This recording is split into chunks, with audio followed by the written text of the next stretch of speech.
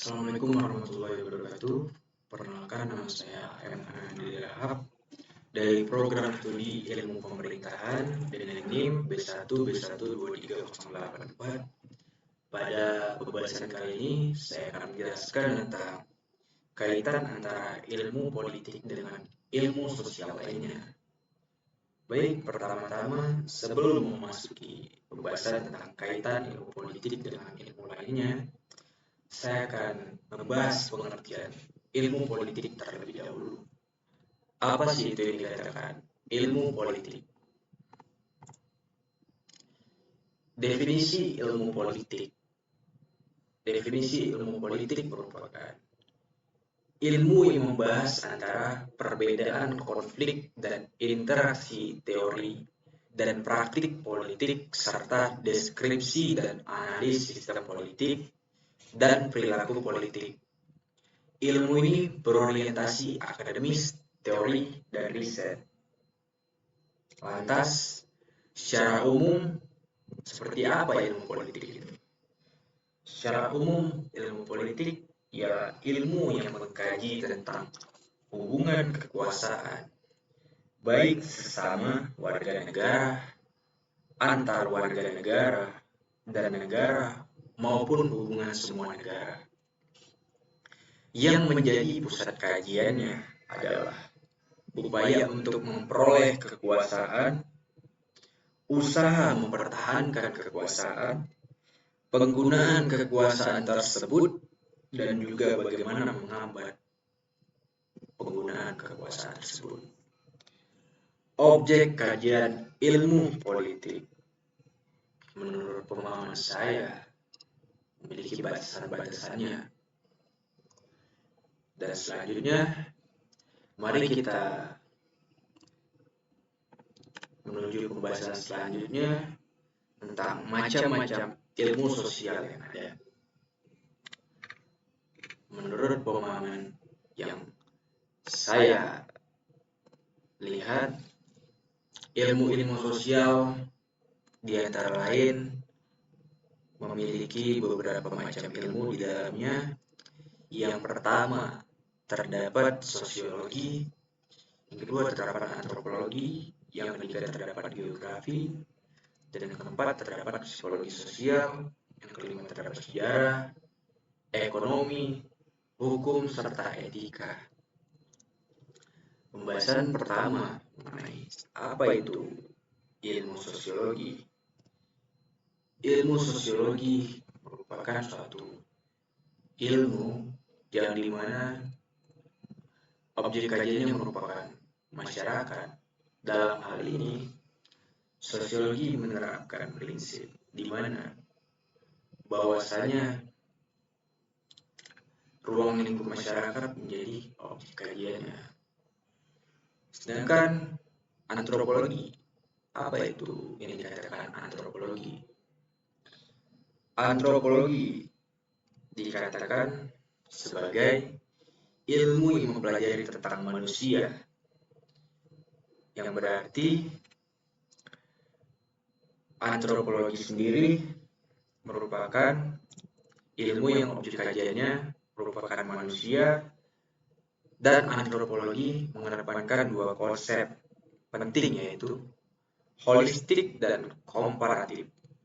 Karena itu, kajian antropologi sangat memperhatikan aspek sejarah dan penjelasan menyeluruh untuk menggambarkan manusia melalui pengetahuan ilmu sosial dan ilmu hayati atau alam, dan juga humaniora.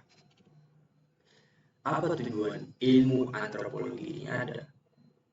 Ilmu antropologi bertujuan untuk lebih memahami dan mengapresiasi manusia sebagai entitas biologis, Homo sapiens, dan makhluk sosial dalam kerangka kerja yang interdisipliner dan komprehensif.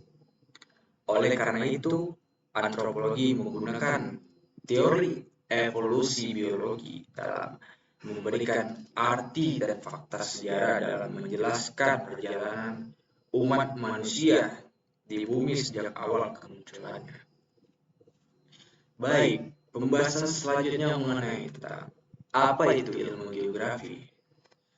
Secara keseluruhan, ilmu geografi merupakan ilmu yang mempelajari tentang hubungan, persamaan, dan perbedaan antar ruang di bumi.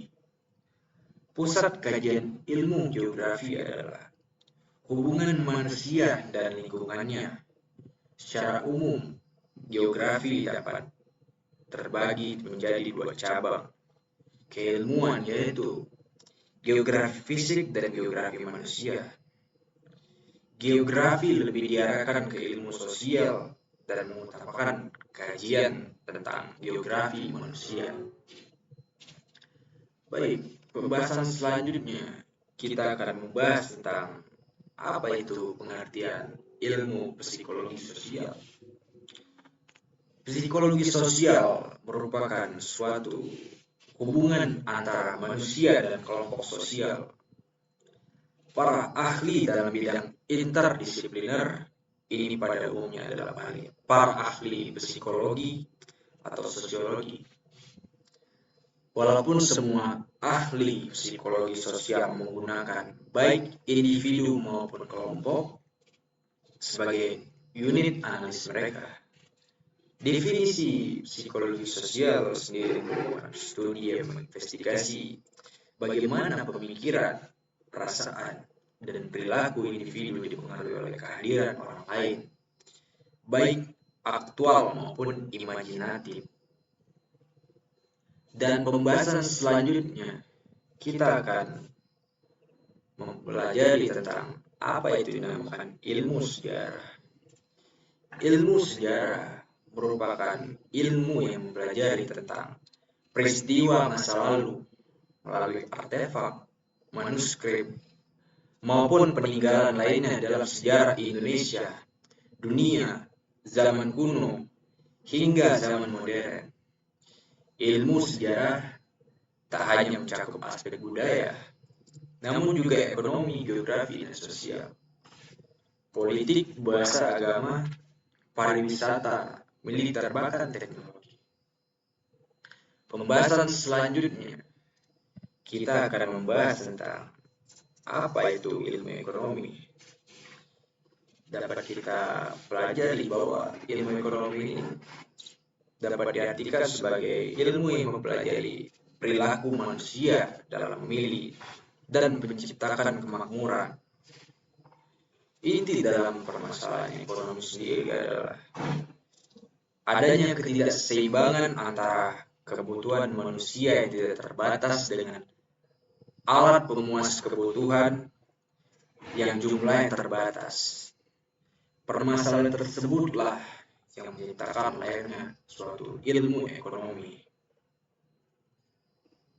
Baik, pada pembahasan selanjutnya kita akan membahas tentang apa itu yang dinamakan ilmu hukum. Definisi ilmu hukum merupakan batasan yang diberikan terhadap kajian ilmu hukum itu sendiri. Kemudian menjadi persoalan yang terlebih harus dijawab oleh para sarjana hukum sebelum mendefinisikan hukum itu sendiri.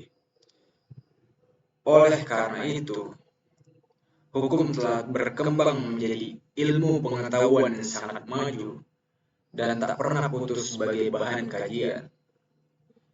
Oleh karena itu, berdasarkan pendapat dari pakar dan para ahli, secara umum, ilmu hukum dapat disimpulkan sebagai ilmu pengetahuan yang objeknya adalah hukum itu sendiri. Baik, yang terakhir kita akan bahas tentang apa itu dinamakan etika. Secara spesifik, pengertian etika adalah suatu ilmu tentang sikap dan kesusilaan individu dalam suatu lingkungan sosial yang penuh dengan aturan dan prinsip tentang apa yang dianggap sebagai perilaku yang benar. Secara umum, pengertian etika adalah aturan, norma, kaidah, atau prosedur yang biasa digunakan individu sebagai pedoman atau prinsip dalam melakukan perbuatan dan perilakunya. Penerapan norma ini erat kaitannya dengan baik buruknya seorang individu dalam masyarakat. Baik, mari kita lihat kaitan antara ilmu sosiologi dan ilmu politik. Sosiologi mengkaji tentang struktur dan dinamika masyarakat. Politik adalah salah satu wujud dinamika masyarakat, hasil yang muncul karena proses interaksi sosial di suatu masyarakat. Sosiologi dalam ilmu politik memahami hal-hal sebagai berikut. Resiprosikal atau timbal balik, struktur dan sistem politik atau policy decision. Yang kedua, terdapat corak dan sifat keabsahan politik atau political legitimacy. Dan yang ketiga, terdapat sumber kewenangan politik atau source of political authority. Dan yang keempat, terdapat pengendalian sosial atau social control. Dan yang terakhir, terdapat perubahan sosial atau social change. Dan pembahasan selanjutnya kaitan antara ilmu politik dengan ilmu antropologi, yaitu adalah budaya lahir di masyarakat sebagai sebuah hasil atas perkembangan kehidupan manusia di masyarakat. Yang kedua, antropologi budaya merupakan kajian aspek budaya dari setiap masyarakat. Yang ketiga, dinamika politik dipengaruhi dinamika kebudayaan, perkembangan tentang ide dan gagasan politik lembaga politik. Dan yang terakhir, dinamika kebudayaan dipengaruhi oleh dinamika politik, tradisi, partisipasi, aktivitas politik masyarakat. Dan ilmu selanjutnya kita akan membahas tentang ilmu geografi dan kaitan dengan ilmu politik. Sebagai contoh, beberapa masalah geografi yaitu perbatasan strategis atau strategic frontiers. Dan yang kedua, terdapat desakan penduduk atau population pressure. Dan yang ketiga, terdapat daerah pengaruh atau sphere of influence.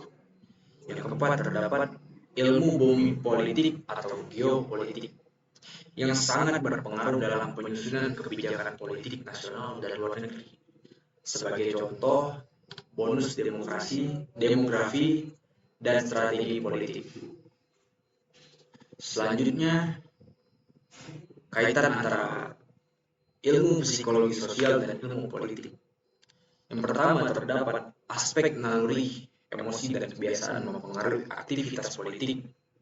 Yang kedua, terdapat pendekatan psikologis, konsep memahami perilaku politik yang dilakukan oleh aktor politik, individu atau kelompok.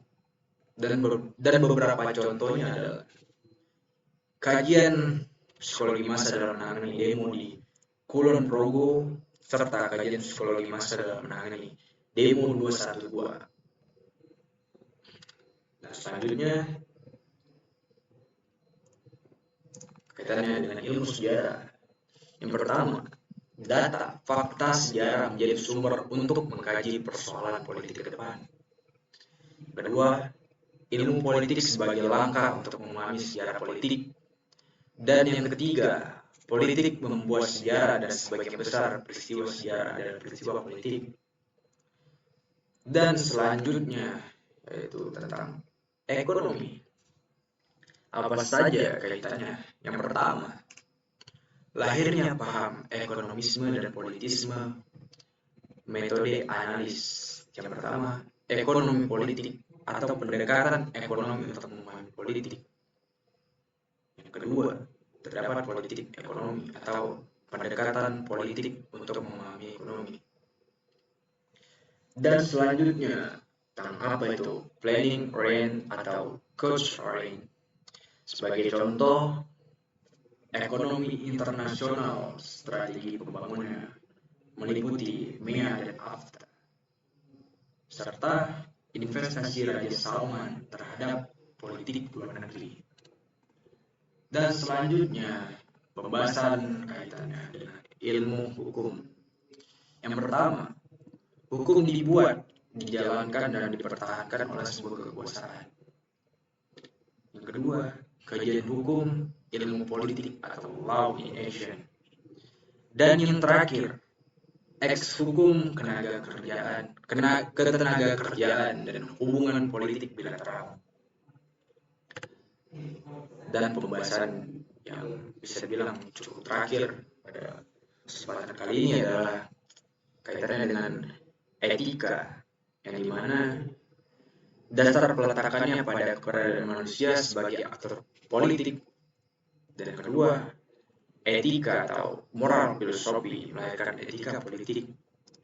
Yang ketiga, bahwa segala kegiatan politik didasarkan pada prinsip etis atau nilai yang diakui bagi masyarakat. Yang keempat, etika politik meliputi kekuasaan politik pimpinan bersifat legal. Dan yang terakhir, etika politik Pancasila berpolitik dengan mengacu nilai-nilai pada Pancasila. Mungkin hanya ini pembahasan yang dapat saya sampaikan. Lebih dan kurang mohon dimaafkan. Saya akhiri dengan wabillahi taufiq wal hidayah. Wassalamualaikum warahmatullahi wabarakatuh.